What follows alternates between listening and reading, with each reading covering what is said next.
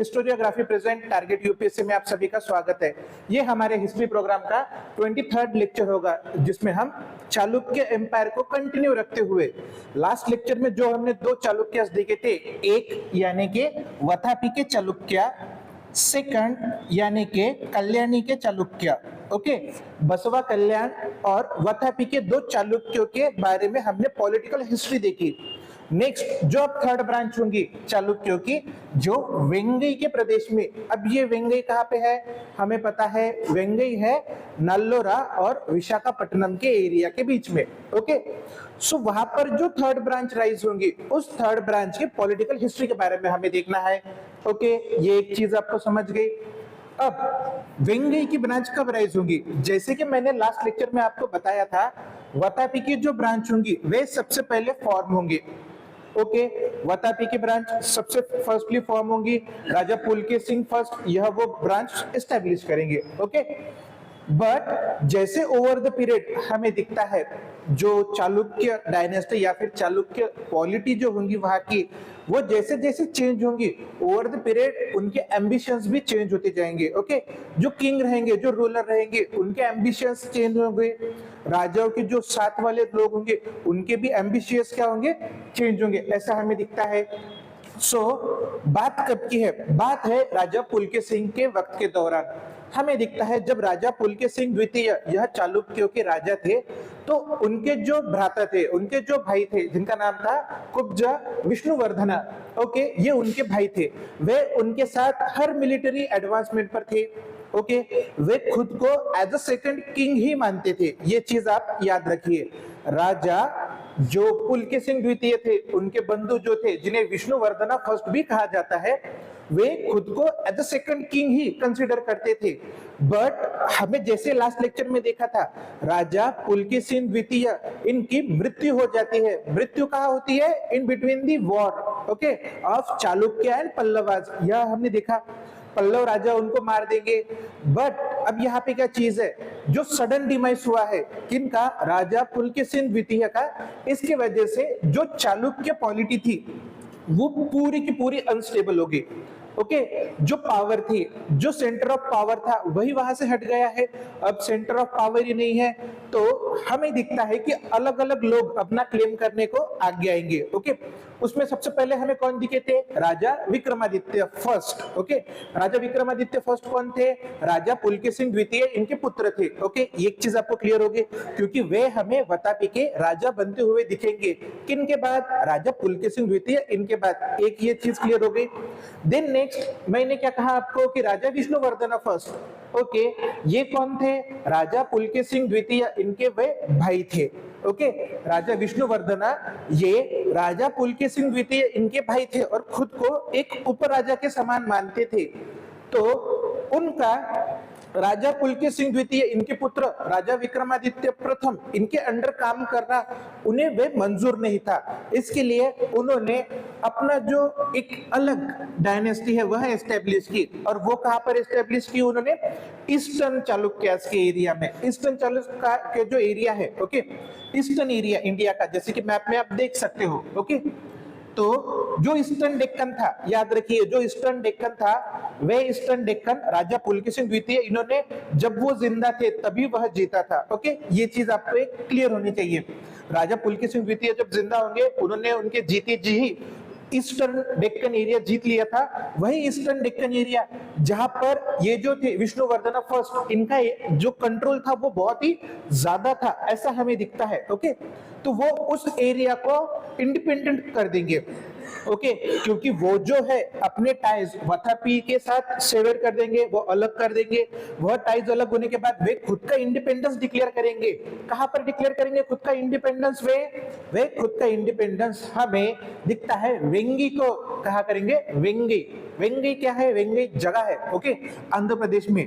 Basically उनका जो area था, यह वेंगी ब्रांच, यह हमें कहां पे दिखती है, ओके, नाल्लोर से लेकर, ओके, नाल्लोर से लेकर हमें विशाखापट्टनम तक, विशाखापट्टनम, ओके, नाल्लोर से लेकर विशाखापट्टनम तक का जो एरिया है, उस एरिया में हमें यह जो थर्ड ब्रांच होंगी वेंगई की ब्रांच, इनका राइज होते हुए दिखेगा। ओके, सो वेंगई की ब्रांच का राइज कैसे हुआ हमें ये पता चल गया। राजा पुलकेशिन सिंह द्वितीय, इनकी मृत्यु के बाद उनके जो भाई थे विष्णुवर्धन, इन्होंने खुद को as a independent ruler declare कर दिया और अपना जो है एक अलग साम्राज्य एस्टेब्लिश किया जिसकी कैपिटल थी वेंगी।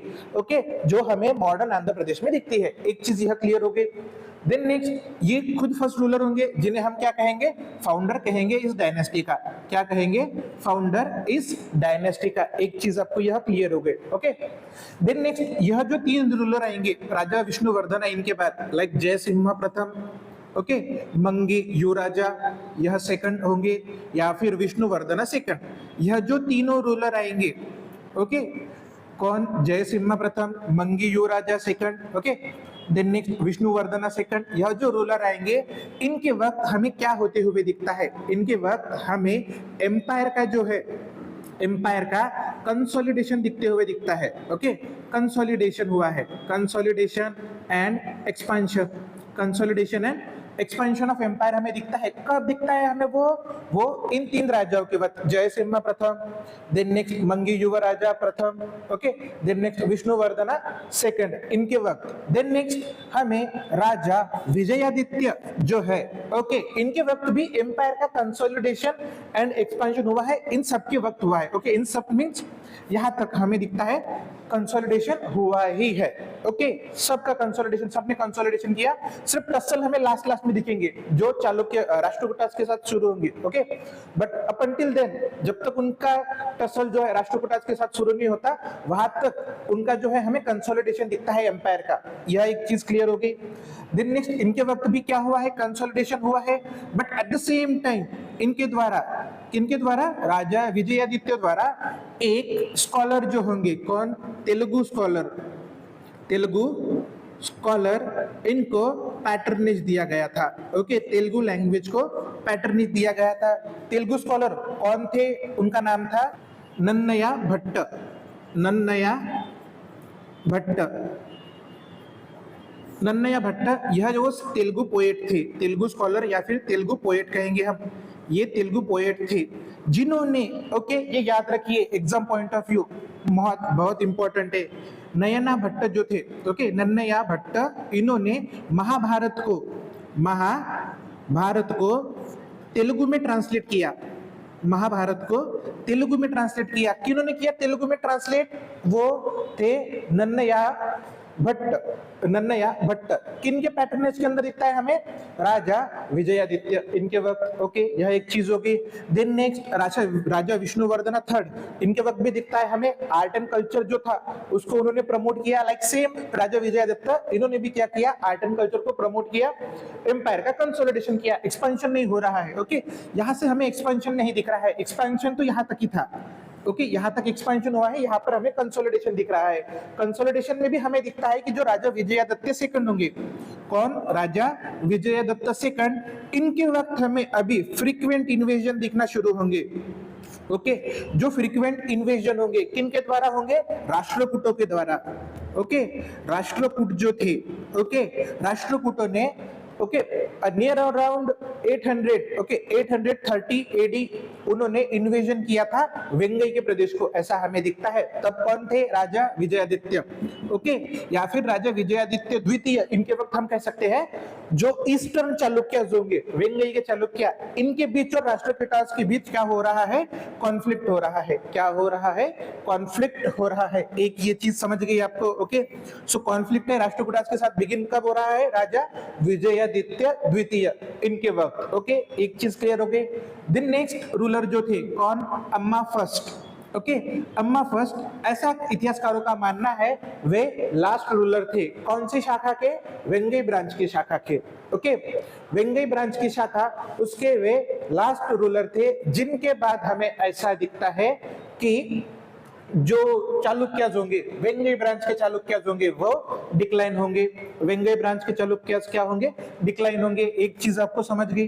देन नेक्स्ट, एक चीज और याद रखिए राजा विजयादित्य इनके बारे में, कि राजा विजयादित्य इन्होंने अपने इनिशियल ईयर्स में, राजा विजयादित्य इन्होंने अपने इनिशियल ईयर में कन्नड़ा, कौन सा, कन्नड़ा लिटरेचर प्रमोट किया। इनिशियल वर्ड याद रखिए, इनिशियल डेज में उन्होंने कन्नड़ा लिटरेचर को प्रमोट किया। बट याद रखिए मैंने क्या कहा, चालुक्य जो थे वेंगई के, ये कौन से प्रदेश में थे, नल्लोर, ओके, नल्लोर और विशाखापट्टनम का बीच का प्रदेश, मतलब आंध्र प्रदेश का प्रदेश, ओके, आंध्र प्रदेश। और आंध्र प्रदेश में कौन सी भाषा बोली जाती है लोकल, तेलुगु। तो वहां के लोग अगर तेलुगु भाषी होंगे तो राजा भी अगर उसका उन्हें मैसेज बताना है, उनको खुद का मैसेज बताना है लोगों को, तो राजा को भी वहां की लोकल लैंग्वेज में ही बात करना पड़ेगा, लोकल लैंग्वेज को ही अपनाना पड़ेगा। ऐसा हमें हर जगह पे दिखता है। तो राजा विजयादित्य द्वारा जो इनिशियली कन्नड़ा लिटरेचर को प्रमोट कर रहे थे, आने वाले वक्त में वे तेलुगु लिटरेचर को प्रमोट करेंगे।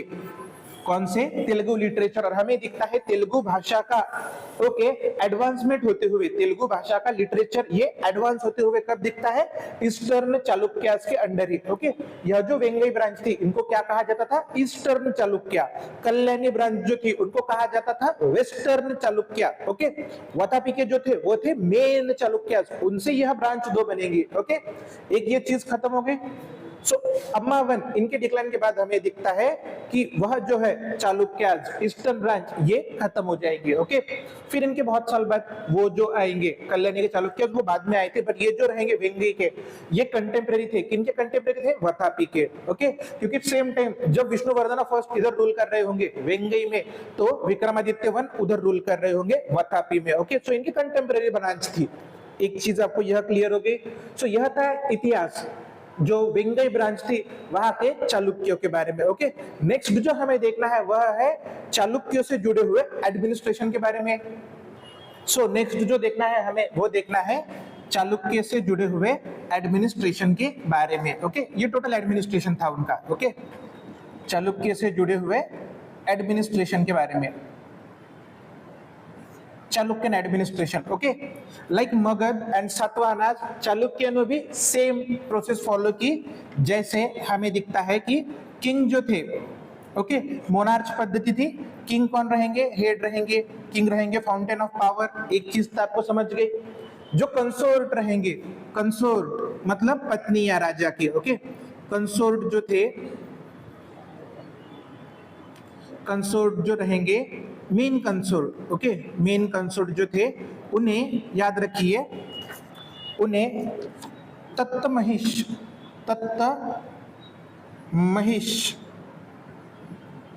महिष इस नाम से जाना जाता था, ओके। तत्तमहिष इस नाम से। राजा की अनेक पत्नियां रहती थी, ओके। पॉलीगमी कॉमन है, राजा की अनेक पत्नियां होंगी। उन अनेक पत्नियों में राजा की एक प्रिय पत्नी होंगी जो मुख्य रानी होंगी। उन मुख्य रानियों को क्या कहा जाता था, तत्तमहिष। क्या कहा जाता था, तत्तमहिष। ऐसा हमें कई जगहों पर लिखा दिखता है। कंसोर्ट मींस पत्नी, मुख्य पत्नी, उनका नाम क्या था, तत्तमहिष, ओके। देन नेक्स्ट हमें दिखता है राजा को असिस्ट करने के लिए, एडमिनिस्ट्रेशन में राजा को असिस्ट करने के लिए काउंसिल ऑफ मिनिस्टर रहती थी। Council of minister, okay, council of minister रहती थी। एक चीज यह क्लियर होगी, काउंसिल ऑफ मिनिस्टर में हमें अलग अलग मिनिस्टर दिखेंगे जिनके पास अलग अलग पोर्टफोलियो होंगे। उन अलग अलग राजाओं में, उन अलग अलग मिनिस्टर्स में हमें एक नाम महत्वपूर्ण दिखता है, वह थे महामात्य। महामात्य, ओके। महामात्य कौन थे, तो वो प्राइम मिनिस्टर थे, प्राइम मिनिस्टर, ओके। उस काउंसिल ऑफ मिनिस्टर के सबसे प्रमुख मिनिस्टर, उन्हें क्या कहा जाता था, महामात्य कहा जाता था। एक ये चीज क्लियर हो गई आपको, ओके। महामात्य उनको कहा जाता था, एक यह क्लियर हो गया। देन नेक्स्ट हमें ऐसा दिखता है कि जो एम्पायर है, एम्पायर का डिवीजन कैसा हुआ है, ओके। एम्पायर जो होगा, empire will divided into provinces. Empire will divided into provinces. Provinces will divide into division. Provinces will divide into division. Division will divide into districts. Districts will divide into group of villages. Group of villages. Okay. अब इनको नाम क्या थे, empire तो चालुक्यों का empire ही था। Province जो था, ओके, प्रोविंस को चालुक्यों के वक्त महाराष्ट्र कहा जाता था। प्रोविंस को चालुक्यों के वक्त महाराष्ट्र ऐसा कहा जाता था, ओके। डिवीजन को कहा जाता था राष्ट्र, डिवीजन को कहा जाता था राष्ट्र, ओके, महाराष्ट्र या फिर मंडलम भी कहा जाता था, मंडलम, ओके, मंडल भी कहा जाता था। Maharashtra, Rashtra, then district were called as Vishaya, okay, then next group of villages were called as Visha, group of villages were called as Visha, okay. So Maharashtra, Rashtra, Vishaya and विशा, इस प्रकार हमें दिखता है कि उनका जो एक एम्पायर है, ओके, सो प्रोविंसेस को Maharashtra, okay, empire, province, division, district and group of villages, okay, यह था विशा, ओके, यह हो गया। देन यहाँ पर अलग अलग अथॉरिटीज रहते थे, अलग अलग ऑफिसर्स अपॉइंट किए जाते थे राजाओं द्वारा। उसमें सबसे इंपॉर्टेंट जो था वह था ग्रुप का एडमिनिस्ट्रेशन, विलेजेस का एडमिनिस्ट्रेशन, विलेज, ओके, विलेजेस जिन्हें विशा कहा जाता था, इनके कामकाज देखने के लिए, इनका वर्क ओवरव्यू करने के लिए हमें दिखता है एक ऑफिसर का अपॉइंट किया जाता था, उनको कहा जाता था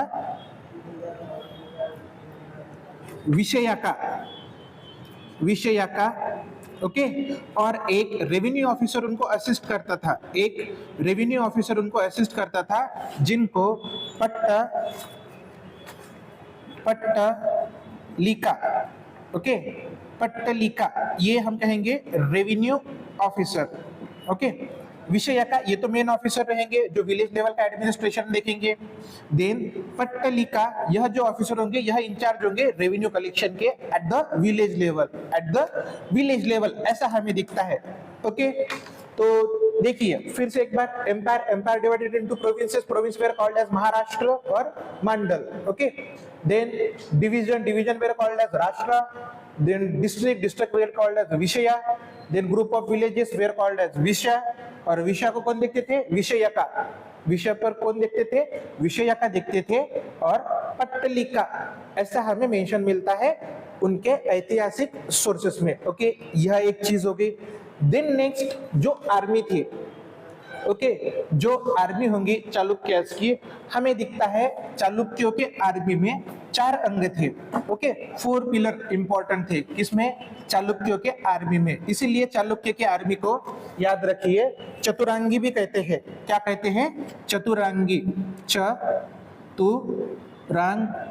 चतुरांगिनी भी कहते थे, ओके, चतुरांगिनी। क्यों? क्योंकि 4 ब्रांचेस दिखते हैं हमें, 4 ब्रांचेस दिखते हैं। एक तो infantry, second cavalry, third is elephant force, okay, third is elephant force, and fourth one is navy, okay. तो ये 4 अंग थे। ये 4 अंगों के द्वारा वे अपनी अथॉरिटी, अपनी टेरिटरी पर, ओके, क्या करते थे? इम्पोज करते थे। ये चीज याद रखिए, ओके। चतुरांगिनी मतलब 4 उनके ब्रांचेस थे, एक इन्फेंट्री थी, एक कैवलरी थी, एक एलिफेंट फोर्स था और एक नेवी था। किनके वक्त? चालुक्यों के वक्त। ये समझ गया हमें। देन नेक्स्ट, उनके द्वारा मल्टीपल टैक्सेस इंपोज किए जाते थे, ऐसा हमें दिखता है। उन टैक्सेस में, ओके, उन टैक्सेस में जो टैक्सेस हमें मेंशन मिलते हैं उनमें हमें एक तो हरजुंका इसका मेंशन मिलता है। देन नेक्स्ट हमें किरुकुला इसका मेंशन मिलता है, किरुकुला। थर्ड हमें बिल्लकोडा, ओके, बिल्लकोडा इसका मेंशन मिलता है। And then fourth one is Pannayana, okay, Pannaya कहेंगे हम उसको, पन्नयाना नहीं, Pannaya, okay, Pannaya, Billakoda, Kirukula and Harjunka, okay. यह टैक्स हमें दिखते हैं उनके द्वारा इम्पोज किए जाना उनके टेरिटरी में, ओके। ये 4 प्रकार के टैक्स उनके द्वारा इम्पोज किए जाते थे। ये एक चीज हो गया। ये कॉमन टैक्स है जो उनके द्वारा इम्पोज किए जाते थे। इससे पैसा आएगा, कहां पर पैसा आएगा? स्टेट रेवेन्यू में, ओके, स्टेट रेवेन्यू में, राज्य के, ओके, क्या कहेंगे हम उनको? स्टेट ट्रेजरी में। स्टेट ट्रेजरी में यहां से पैसा आएगा। इसमें हमें दिखता है मेजर कंट्रीब्यूटर कौन था टैक्स में, ओके। टैक्स में मेजर कंट्रीब्यूटर जो होगा वो होगा लैंड टैक्स, जिसको हम भाग कहते थे। क्या कहते थे? भाग। क्या? भाग कितना होगा? 1/6, 1/6 टैक्स उनके द्वारा इम्पोज किया जाता था ऑन टोटल प्रोड्यूस, किनके वक्त, यह चालुक्यों के वक्त, ऐसा हमें दिखता है। ये एक चीज हो गई। ओके, देन आफ्टर एडमिनिस्ट्रेशन हमें जो देखना है वह उनके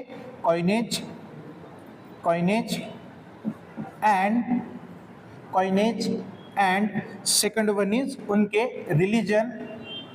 रिलीजन एंड सोसाइटी के बारे में। ओके, रिलीजन एंड सोसाइटी के बारे में, यह 3 पॉइंट हमें देखने हैं आफ्टर एडमिनिस्ट्रेशन। सो अगर हम कॉइनेज की बात करें, ओके, कॉइनेज की बात करें तो हमें दिखता है उनके द्वारा मल्टीपल कॉइन्स इशू किए गए थे। ओके, मल्टीपल कॉइन्स मींस वह नागरी भाषा, okay, Nagari and Kannada script में थे, नागरी एंड कन्नड़ा स्क्रिप्ट में उनके द्वारा कॉइन्स इशू किए गए थे। देन नेक्स्ट उनके द्वारा कॉइन जो इशू किए गए थे जिसमें हमें गोल्ड दिखता है, सिल्वर दिखता है, कॉपर दिखता है, कॉपर गोल्ड सिल्वर के कॉइन उनके द्वारा इशू किए गए थे। किनके द्वारा? चालुक्यों के द्वारा। ओके, उस पर हमें दिखता है लेजेंड्स जो लिखे हुए होंगे वे नागरी और कन्नड़ी भाषा में लिखे थे। ओके, एक ये चीज समझ गए क्योंकि कर्नाटका के रीजन में ही तो चालुक्य थे। ओके, ये चीज। ओके, तो ये हो गया उनके कॉइनेज के बारे में।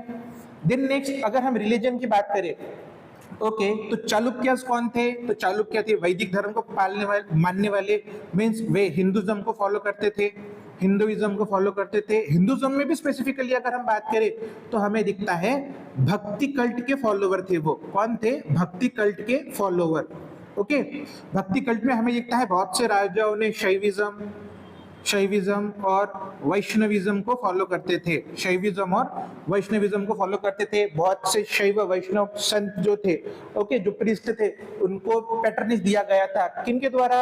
इन चालुक्य राजाओं द्वारा, ऐसा हमें दिखता है। एक ये चीज हो गई। देन नेक्स्ट ये हो गया रिलीजन के बारे में उनके। देन नेक्स्ट अगर हम सोसाइटी की बात करें तो हमें दिखता है 4-फोल्ड स्ट्रैटिफिकेशन तो है। ओके, 4-फोल्ड स्ट्रैटिफिकेशन जो है, क्या कहते हैं हम उसको?